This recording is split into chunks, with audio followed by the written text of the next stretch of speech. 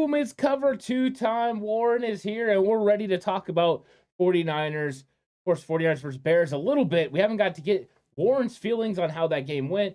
Then, of course, we're going to cross over during this episode into 49ers versus the Seattle Seahawks. I'm really looking forward to it. Me too. Disappointing Sunday, man. Disappointing Sunday, but yeah, I'm ready to dive into it. Yeah, I'm ready to get into it too. So let's start with this, Warren. What stood out to you about the game versus the Bears, other than the fact that there was inclement weather, that it was an absolute torrential downpour at certain times in the game? What did you think about the game? What stood out? Good and bad. To me, the good was Hufanga. I mean, he had some crucial plays where, I mean, he did have some mistakes that he made during the game, but he also flashed. He flashed quite a few times during the game, and I watched a ton of football on Sunday, and he was one of the best defensive players I've seen on the field all day. He had some major mistakes, but I really like what I've seen from the rookie. I didn't know what to expect, to be honest, especially with Jimmy Ward being out, and we have Hufanga filling in for Tart, who we had last year. But the plays he was making all over the field, in the backfield, he seemed fast, and he really just felt like he looked like he was at USC. To be honest, he looked just like he was at USC. So to me, that was the good that I seen from the game. One of the only few things that I seen, but the bad was just the tale of two different halves. You know, like the first half, that's what I expected out of the Niners. I feel like we dominated the first half. You know, everything I've seen out of us from defensively, offensively, we were moving the ball. Conditions wasn't as bad as they were in the second half. So what I seen in the first half that's what I expected. In the second half, it was just a tale of two halves. Like, I don't know what happened. The weather got worse. Yeah.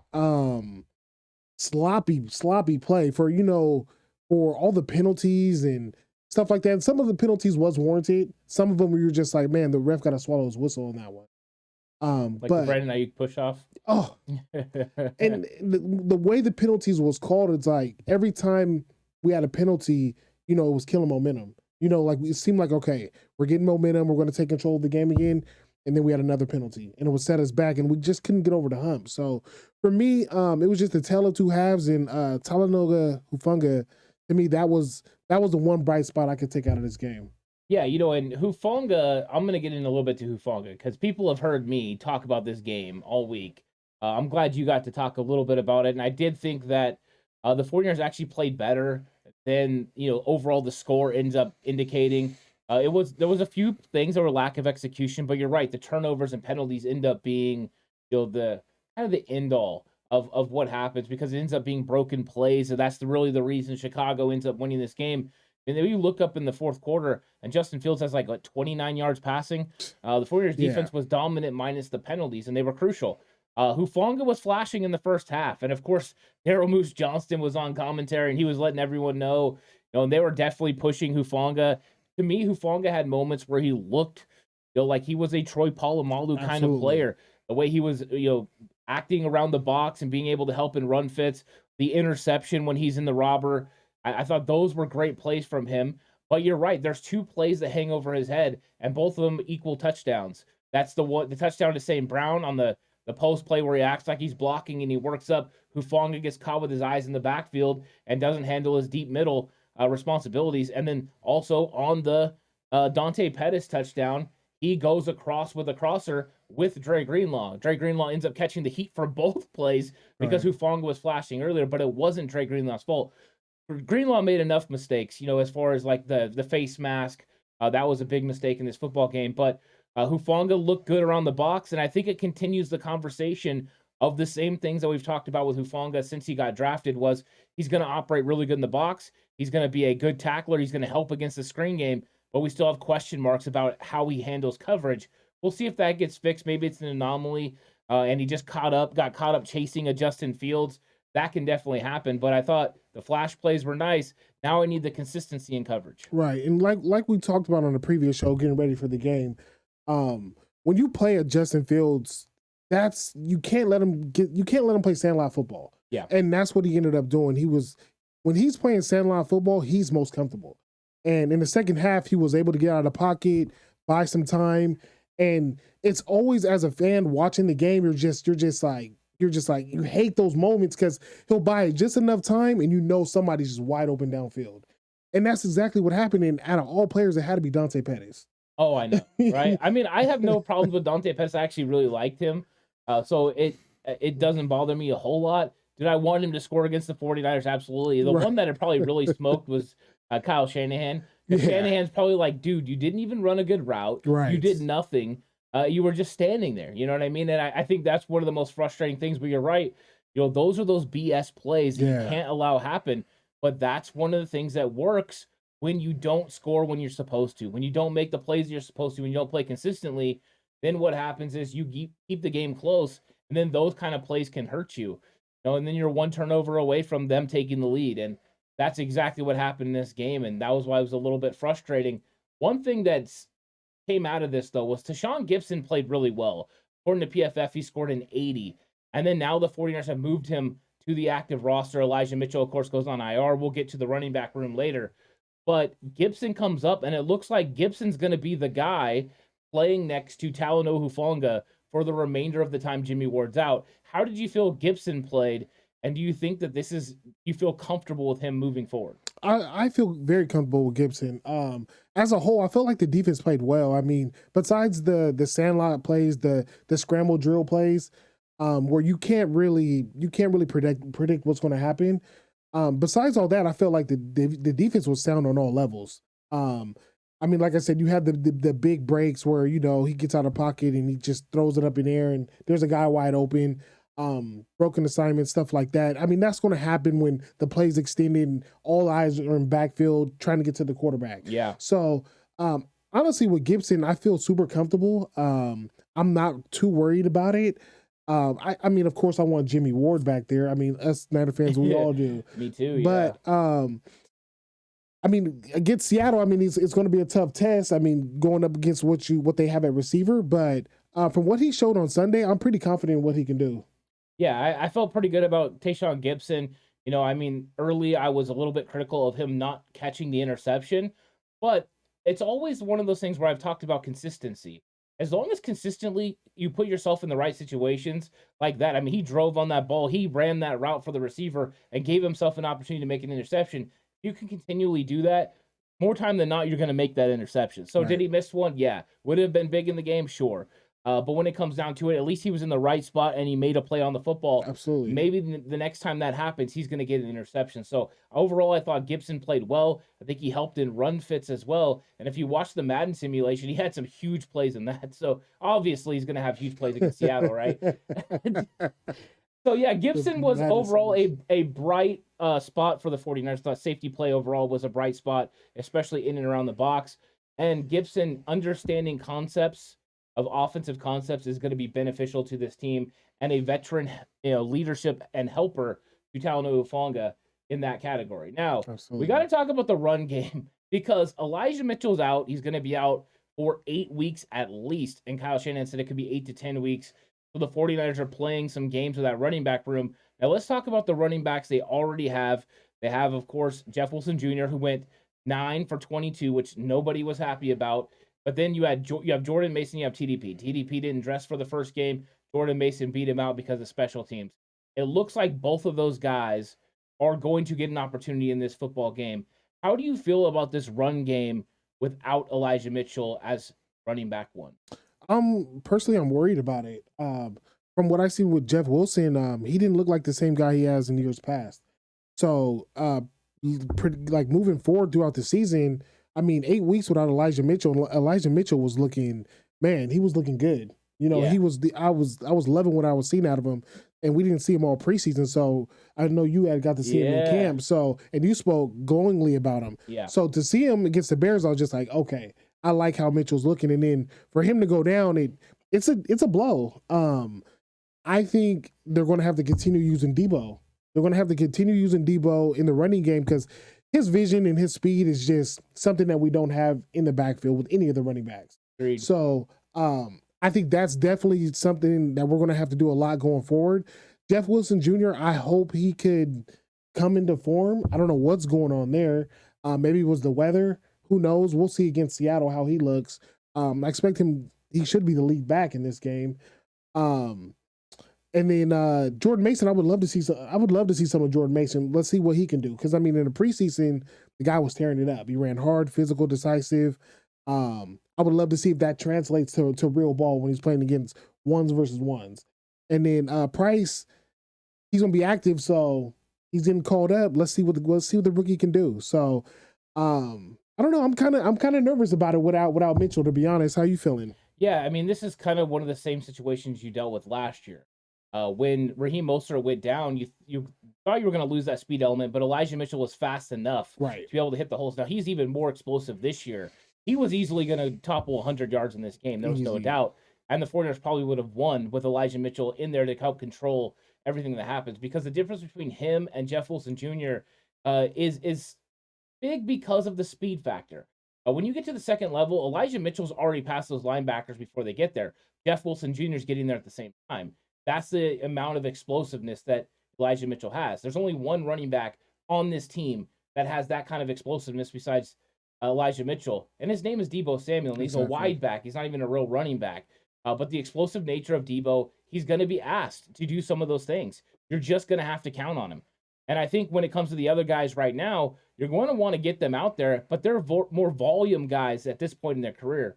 I think when you look at the way Kyle Shanahan has talked about the running back room as well, he's talked about those two guys need to learn how to play running back without the football in their hand. Right. That is big. And they asked him in the presser, like, what does that entail? And he said, it's pass blocking. It's knowing where to line up. It's knowing what your responsibilities are. If you don't know those things, that makes it difficult. And he even said it's harder because Deebo is a part of the offense. So figuring those things out is difficult for them. They're going to have to keep working it out. But I think there are question marks about the running back room. I think Jeff Wilson Jr. is going to do okay, because I don't know how many people have got to watch the goal line stand that ends up turning into a field goal for the first drive of the second half. But play one in first and goal, Aaron Banks misses a block. If he makes the block, Jeff Wilson Jr. walks in for a touchdown.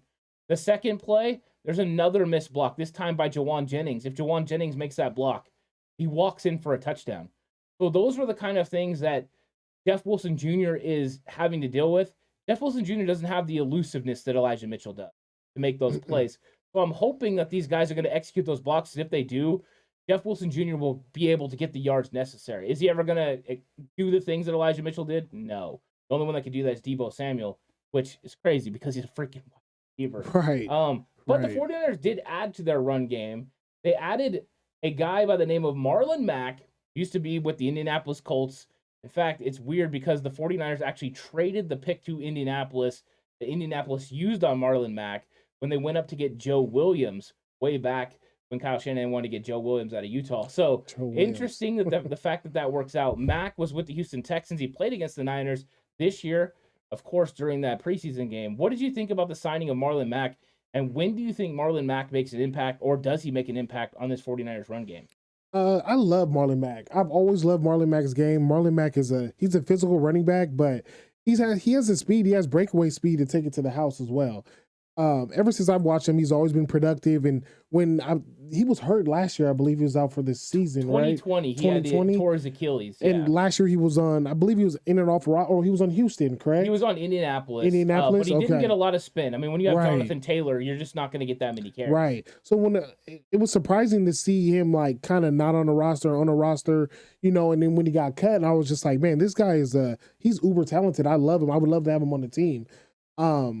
Honestly, I think the way Shanahan uses our running backs, he's going to get an opportunity at some point. I'm keeping my fingers crossed that nobody else gets hurt in the backfield, because, I mean, it seems like we go through this every year at running back. We always, guys, next man up.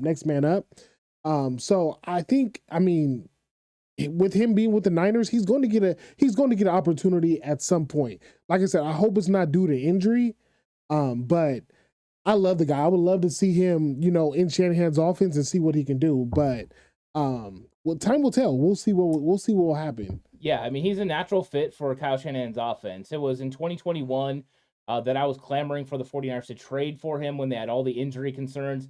Fits perfectly with what Kyle wants to do. He can be explosive as long as he's back from the Achilles. Will he ever be that speed again? Maybe not, but he still has enough. Right. I've seen it on film. I've seen the burst. And then when he became a free agent, when we talked about free agents, that was the guy I said the 49ers need to sign in the running back room. They did not, but now they finally have. And Marlon Mack is a guy that I'm sure they're happy to have. Question marks around him is how quickly is he going to be able to pick up this offense and then go ahead and help the 49ers. I think you would like to have another veteran available. That way you could decide between TDP and Jordan Mason which guy, once again, helps with special teams. And Matt can be there in case something happens to Jeff Wilson Jr. Because if it does, you need a guy that can help in pass protection, that understands where he's supposed to be. And this guy has legit skills, 1,000-yard running back in this league. It's not an easy task. And so this is a guy that I was very excited to see them get. I think he's a nice addition. I hope he ends up helping the football team. I know a lot of people are saying, hey, run the young rookies, spin with the young guys. But if they're not ready in the times that they're not with having the football in their hands, you can't have them out there. They're a liability. So getting a veteran that can already do it is very important. Absolutely, and I'm excited to see him. Another X factor for the run game that I should have brought up on the last topic was Trey Lance. Yeah. Trey Lance, he had I don't know how many carries he ended up with 13. Against Chicago. 13 carries against Chicago, which to me is a lot of carries for your quarterback. Well, scrambles. Part of it's because of scrambling. Correct. So he's definitely going to be a part of the running game that I'm sure Shanahan's going to implement somehow, some way. But he's just another player that you're going to have to watch out for in the running game. I don't want to see him be used too much in the running game just because, I mean, we have Jimmy G. We have the best backup in the league. So, I mean, I guess it would be okay if he does get hurt. But I want to see the kid healthy. I want to see him play this full season. But he's definitely going to be a threat in the running game that teams are going to have to look out for. Yeah, I mean, he ends up, having a pretty nice numbers, of course. He converted in 6 of the 8 third down conversions were converted by him by using his legs. So is he important for this offense? Yeah, he's as important to the run game, running the ball with his legs, as he is just making them think he's going to run the football. Absolutely. There's going to be games he's not asked to do that. And I think that, it's just going to freeze guys. This week in general, and let's go ahead and transition. This is a nice transition. The Seattle Seahawks play a very aggressive style on defense. Those edge rushers, those linebackers come downhill really fast, and that's going to make it difficult for them when they have to read Trey Lance. Is he going to keep the ball? Is he going to let it go? Trey Lance's ability to run is going to freeze those guys. If they do flash down the line of scrimmage, it's going to allow Trey Lance to get around the outside. But I think he's going to do big-time benefits for this run game for the 49ers. But what do you think about this matchup, Warren? The Seahawks get the big win against the Denver Broncos. They slay Russell Wilson. They start 1-0, and they're leading the division. What do you think about this 49ers Seahawks game? As long as they don't have Russell Wilson, I'm happy. I feel that. Man, he's the thorn in our side. So I feel good. To me, I always worry when we have to play in Seattle because they just feed off the crowd. And when you play Seattle in Seattle, there's just a different football team up there. No matter what kind of talent they have in their roster, when you get that crowd behind you, the 12 man is just, man, who wouldn't play with their hair on fire in that stadium? That's true. So, but they're coming to San Francisco. We're back at home. It's our home opener. I know the guys they'll be pumped. I'm not too worried. Geno Smith, he did play well last week. I was actually, I was kind of impressed with what I seen out of him. Especially for given his situation. Being his first start, I believe in it was 6 or 7 years or something like that. Yeah, he started a little bit last year, and Russ had the hand problem. Right. He had some games. Oh, yeah. If you remember right, last year he started out strong too, and then he faded into nothingness once teams figured out how to play him. Now, one reason he looked good early in this game is the Denver Broncos were willing to bring 5 guys up, absolutely load up the box and stop the run game, and then just play a 2-deep zone underneath and make him try to defeat them. And he did okay in the first half. In the second half, when they started disguising coverages, bringing blitzes and somewhat confusing him, dropping off linebackers, he was a little bit, more hesitant. He didn't get things done. And that's the reason they don't score in the second half. Right. So second half adjustments were huge for the Denver Broncos. I think that also signals to the 49ers and D'Amico Ryans like, hey, this is how you need to attack him. But I think it's going to be interesting to see if Geno Smith can hold up against this 49ers pass rush. Their offensive line actually did better than I anticipated. So that's good news for the Seahawks. But if they don't have the time, Geno's going to be in some really precarious situations. Oh, I think you will, and I think the guys they're excited to get back at it. They want to redeem from what last week, and they know they were supposed to win. We wasn't supposed to lose to Chicago, so I definitely think they're going to get after Geno. Seattle's going to look like a different team. We're going to look like a different team, and I think we're going to take care of business. One thing I am going to be interested to see is Kenneth Walker.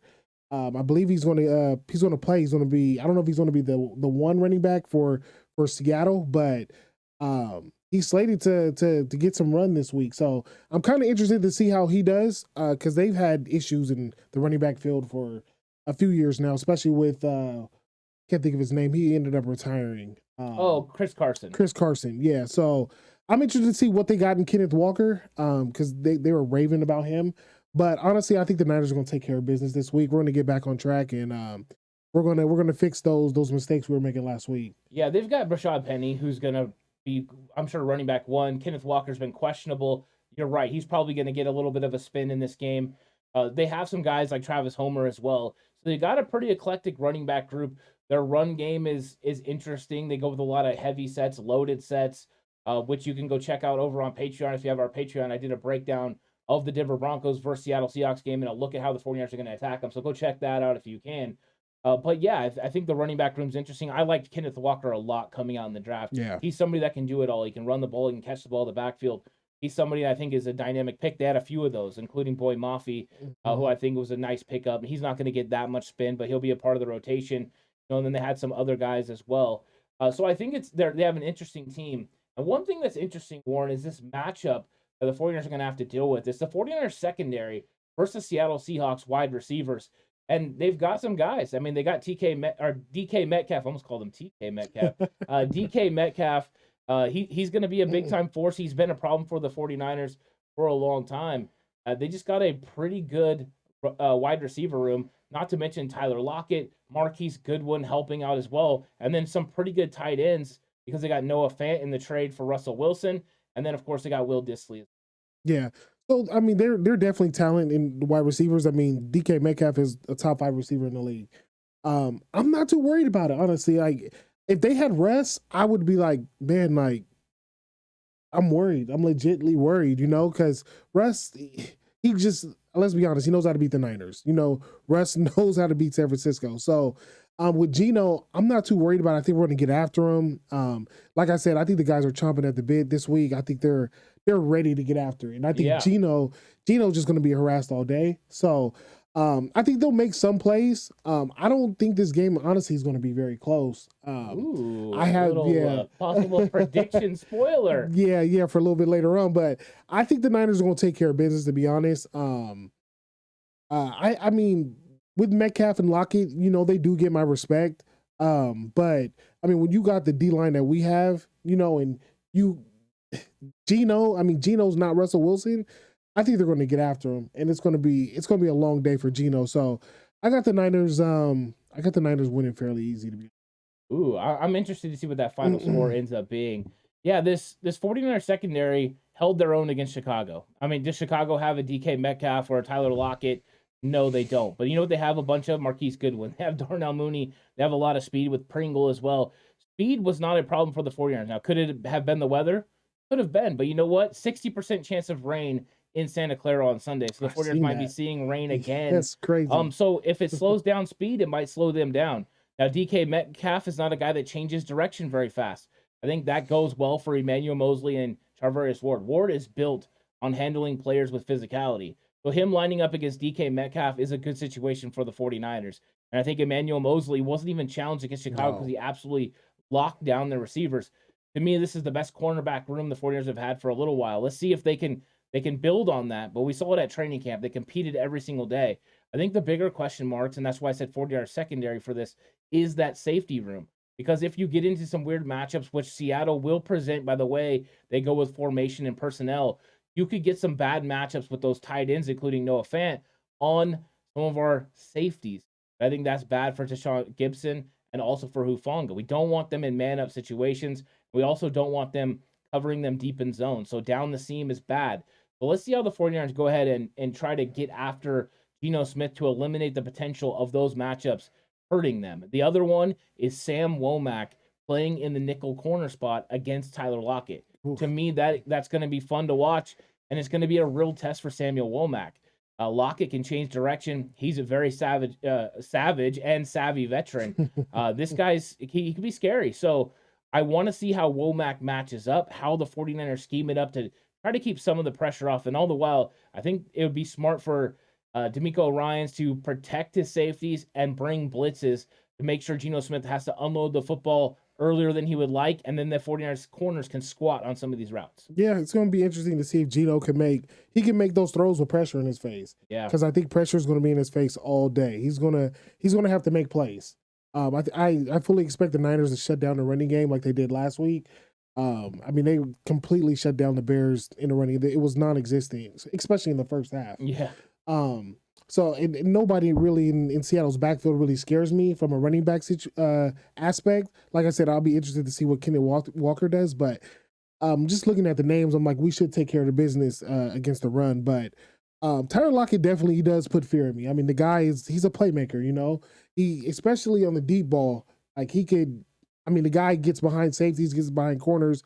It seemed like when he had Russ all the time, and Russ throws one of the best, beautiful deep balls in the league. So, but Russ is not there no more. And like I said, I fully expect like Geno to be under pressure all game. So we'll see if he can make plays with pressure in his face. Yeah, exactly. And you know what? We would normally say this is easy. The biggest concern against the Seahawks is Russell Wilson. Right. But he's not there. It's Geno. So what is the biggest concern that you have for the 49ers against the Seahawks on Sunday? I think the biggest concern is the receivers. I mean, it's DK Metcalf, like you're saying, and it's Tyler Lockett. It's the tight ends. It's that group. That's gonna be the biggest threat. Because I mean, when you have explosive talent like that, it's a problem. You know, you got to match up. Yeah. You got to match up. So going into this game, that's probably problem numero uno. So we're going to see how the secondary holds up against that. And when you don't have Jimmy Ward and, you know, like you touched on, you have Hufanga, how we don't know how well he's going to do in coverage. It could get scary, especially if the D-line is not getting pressure on Geno Smith. So the secondary is going to have to take care of business. They're going to have to earn their money this week. Yeah, I'm going to flip it to the offensive side. And I think one of the biggest concerns is going to be Mike McGlinchey and Trent Williams against these edge rushers, because the edge rushers for Seattle fly upfield at a rapid pace. And when they're not flying upfield, they're jumping inside. They take a lot of chances. If you catch them in those chances, you have big play potential. If you don't, they have big play potential. So they're going to have to be on their P's and Q's. They're going to have to move very good. They're going to have to understand what they're looking at, because Seattle will blitz as well. That's going to put a lot of pressure on the interior offensive line for the 49ers. And with Trent Williams and Mike McGlinchey having to worry about these quick edge rushers that can get upfield, that's going to create lanes for these blitzers to get home. So the interior offensive line is going to have to handle business. Brendel's going to have nice communication with Spencer Burford and Aaron Banks, because if not, they're going to blitz the 49ers straight out of the game. And that's a difference from the Bears. The Bears didn't blitz at all. Not one single blitz against Trey Lance. This week, expect it to come. Expect this guy's coverages and them to try to speed up his clock. That's just how Pete Carroll handles defense. That's how they're going to go about it. So that's my biggest concern, is this offensive line against these edge rushers and blitz package of the Seattle Seahawks. Speaking of the offensive line, what would you grade them against Chicago last week? I think they were middle of the road. I thought they had really good moments, and then I thought they had some rookie moments. Right. I thought that overall that's what I expect from this young interior offensive line. I expect Mike McGlinchey as well to get beat for one sack a game. That's just kind of what he does. I had a player as well that it didn't matter. He would block perfect the entire game and give up one sack every game. It was just the way it was. And for whatever reason, Mike McGlinchey does get beat at least once per game. Right. Trent Williams didn't have the best game, but apparently he has some tells. They figured him out that when he was moving his foot late into the snap, it was giving away that it was a pass. So Chicago was on it. Thank you so much to Chicago's edge rushers for going ahead and telling everyone. So now Trent Williams can fix that. That's interesting. But yeah, it's very interesting. And there's little tips that you could always find out. And these defenders figured one out for Trent Williams. That definitely hurt Trent Williams, because then they know, so he doesn't have an advantage when he goes to set up. So he'll fix that. But overall, I thought the line played pretty good. It wasn't great. It wasn't bad. Kind of like middle of the road. And I think that they'll continue to get it better. And as we get 5-6 weeks, as long as they all stay healthy and play together, I think they're going to get better and better and kind of move up the chart as far as offensive lines in the league. Right. And the weather didn't help at all in Chicago. No. And I hope this Sunday is not another monsoon. It definitely won't be, because it is California. It's not Right. Chicago. It will not be that bad. Will it be rain? Yes. Will it be wet? Yes. But I think the 49ers will see it as, we went through it last week. Now Right. we're more prepared for how to handle rain. The sod of Levi's will be completely good because it hasn't been played on this year. It looks really nice. I saw a picture of it, so it looks good. So I think the 49ers will be just fine. But yeah, you never want elements to play a part into the game, especially some team from Seattle is going to be okay with the rain as well. I mean, that's what they get in the Pacific Northwest. Right. And the conditions is something I've never ever seen before last week. Like the puddles on the field, and I don't know if you've seen it before the game where they were actually squeegeeing water off the field, and I've never seen that before. I've coached in that. Yeah, that's madness. I coached in a game that was just like that. That second half, that fourth quarter, how it looked. Yeah, that's how it looked in the game for the entire second half. It was pretty ridiculous. I even had a game where I coached once before where there was a play on the sideline and the guy slid all the way out and he was underneath everyone in a puddle and he was drowning. And we had to go rip everyone off and get him out. He was literally underwater.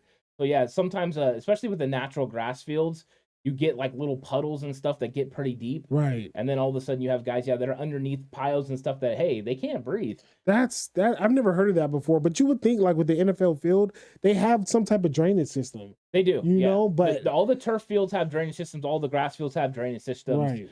And they're top of the line, but the field crews have a lot of work to do pregame. Luckily, they'll keep it tarped the entire time. So if it rains throughout the game, the field will get worse and worse as the game moves on. So that means you want to take advantage of winning. Anything you're going to do in the middle of the field, do it early. Because once you get to the third quarter, that middle of the field starts to get chewed up. Right, and the ball gets wet, the ball gets heavy. It's hard to throw. It's just hard to catch the ball. It's not a situation. It was kind of ideal for football, but not ideal for throwing the ball. No, for a run game, it's great. Absolutely. Right? Hopefully the 49ers can get their run game going and they can just run people over. And now, Warren, it's that time. You hinted at it before. Your game prediction for this game. Now, on my preview show, I said the 49ers are going to beat the Seattle Seahawks 23-17. It was hard for me to find all those points for Seattle, but I just think whenever you have a rivalry game, it can sometimes get close. So I'm going 23-17, 49. So, I mean, is it too early to say this is a must-win?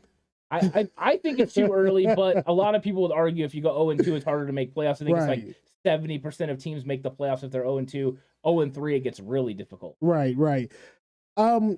Like I said before, man, I think the guys they're excited to get back at it. Just like Trey Lance said in his interview, like he made a lot of mistakes, but he's excited to get back to work, excited to get back for Seattle this week. So I have the Niners, like I said, getting back on track, taking care of business like we're supposed to. Russell Wilson's gone. We're back at home. We're back in Levi's home opener. I have the Niners. I say we win 20.